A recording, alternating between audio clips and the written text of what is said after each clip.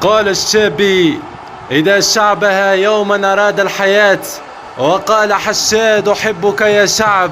وقلت: ألم نأكل من خيرها ونشرب ماءها؟ ألم نستمتع يوما بسفوحها وجبالها؟ ألم نلعب يوما في ساحاتها ونستلقي على ترابها؟ ألم نرى جمال نخلها؟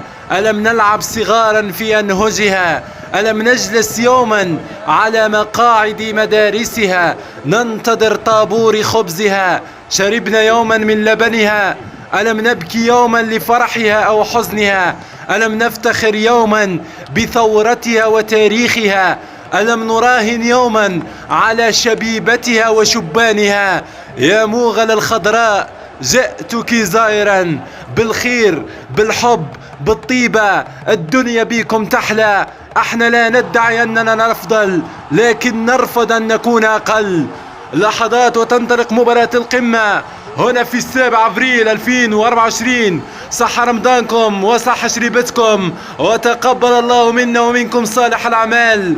من أجواء القيام وأجواء الصيام إلى أجواء المتعة الكروية في فينال وختام نهائي بين فريق شباب موغل أو FC دورتموند وفريق عمار بشعار القضية، قضية الوطن وقضية كل العرب.